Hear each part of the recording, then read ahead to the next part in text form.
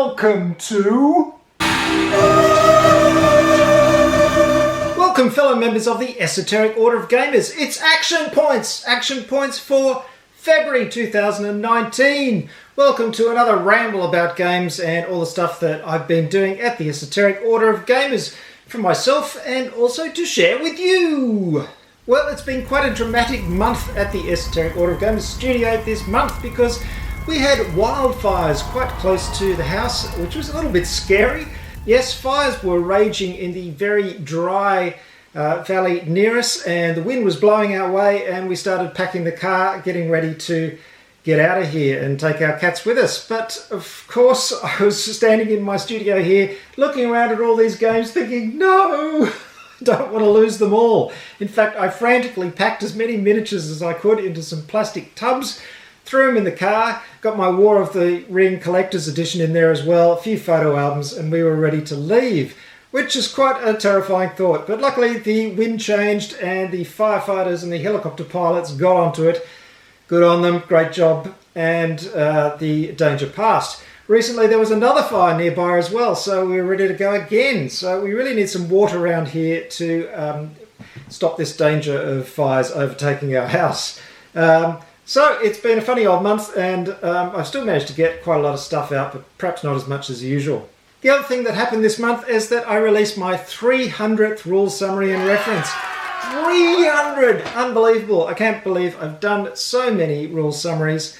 And the one that I released for number 300 was Folklore: The Affliction by Greenbrier Games. I also made a geek list on BoardGameGeek.com to celebrate this milestone, and got lots of very, very nice comments from you gamers out there, which I really appreciated. It's great.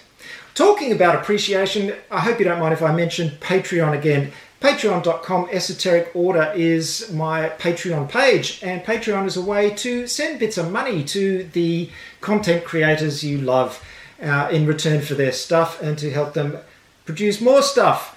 So just for the price really of a cup of coffee, or maybe even 2 cups of coffee a month, you can make a huge difference to the Esoteric Order of Gamers and help me spend more time producing rule summaries and videos and battle reports and all this stuff that you like.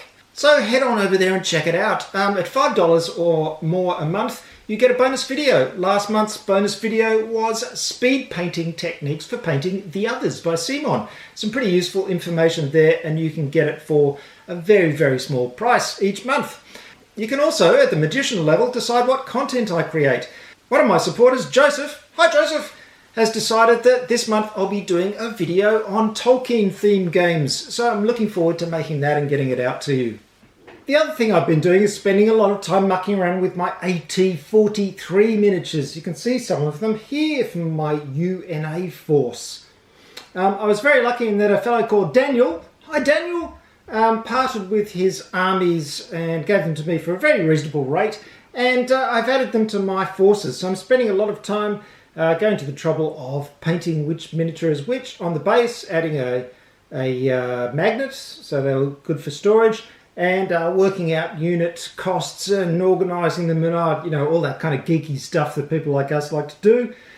So I've got a pretty huge set of AT-43 figures now, and I want to do some really big battles, so hopefully you'll see some battle reports for that in the future. I know it's a dead game, but for some reason I'm obsessed with it. I love it. AT-43 by Rackham, sadly no longer with us. So what games have I been playing this month? Well, I got a copy of Brass Birmingham. I haven't got it to the table yet, but it should be interesting. I'm not really into Euro games. I play the occasional one and I quite enjoy it, but it's very thematic looking. It's lovely industrial revolution age England, and it looks a lot of fun. So I will be letting you know what that's like when I get a chance to play it. I've also got in a few games of Monsterland, which I really enjoy. It's a dice placement and management game from Second Gate Games. I've mentioned it before, but it's worth mentioning again because it's a lot of fun. Claustrophobia 1643, got it to the table a few times. I managed to paint all the figures in a very short amount of time using my speed painting techniques. And it's a really good version of the game. They added a few things to the original edition to make it even more strategic, and it's got a really good atmosphere. I really enjoy it. I'll be playing a lot more of it. In fact, there'll be a second Kickstarter for that game. They didn't quite sell out all the copies they produced, So look out for it if you didn't grab it the first time around. Talking about Kickstarters, here are a couple of Kickstarters you might find interesting. Now, I must point out is that I often receive copies of games from Kickstarter campaigns in return for promotion, but I only promote those ones that I find interesting. So I often get requests for promotion that I don't take up because I don't like the games. But these two look interesting. The first one is Into the Dead, the board game. Yes, it's zombies again, but you know, who can get enough zombies? I can't. This one looks quite fun. It's based on the Into the Dead and Into the Dead 2 mobile apps, and it's about running the gauntlet through a whole pack of zombies. The artwork looks great, it looks very well produced, and it's definitely worth checking out. They haven't reached their funding goal yet, so if you like zombies and you like that kind of game, check it out.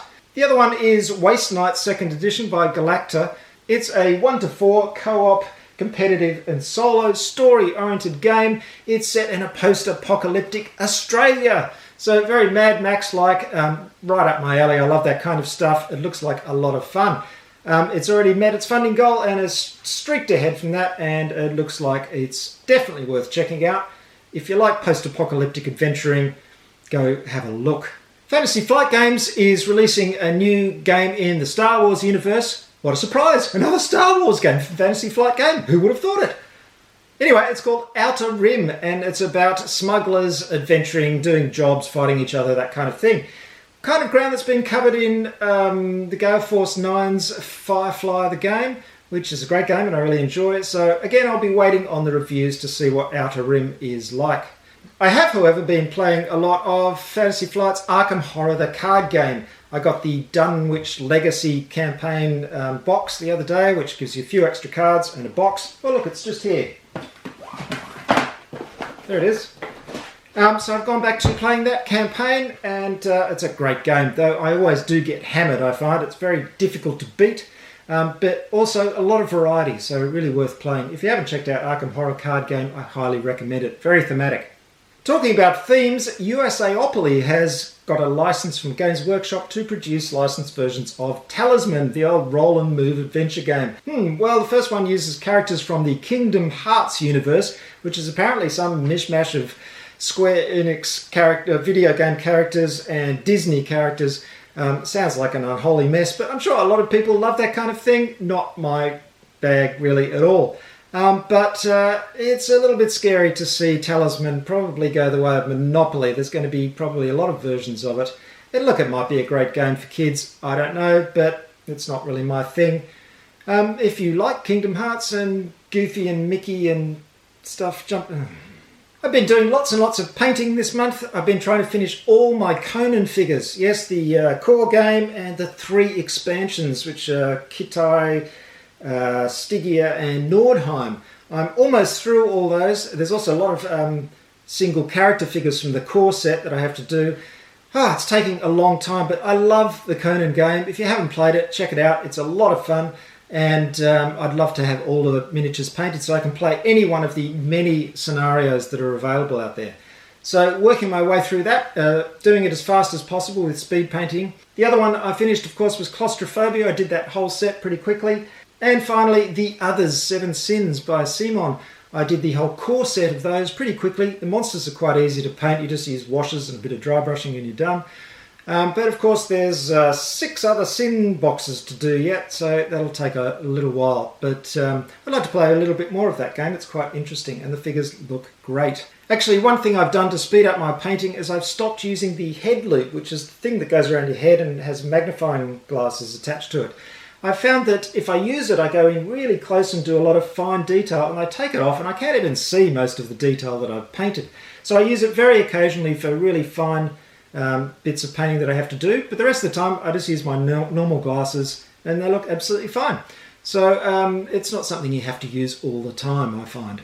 Well, that's it, folks. Action points for February, and I hope you've enjoyed the stuff that I've brought out this month. There's a lot more next month. Of course, there's going to be that Tolkien theme video. There's going to be a video on how to paint the figures of Folklore the Affliction. There's going to be more unboxings, of course, and there's going to be more rules summaries and lots of other stuff. So if you haven't already, sign up for Patreon and support the Esoteric Order of Gamers. You know it makes sense. And in the meantime, I'm going to show you some thank you call-outs for those wonderful people who have backed in the last month. Good on you. And I'll see you next month. Have some great games in the interim. See you next time. Bye. Hi Marcus, and thanks for your support of the Esoteric Order. Lewis, you have an excellent palate. Thanks for helping the Esoteric Order of Gamers.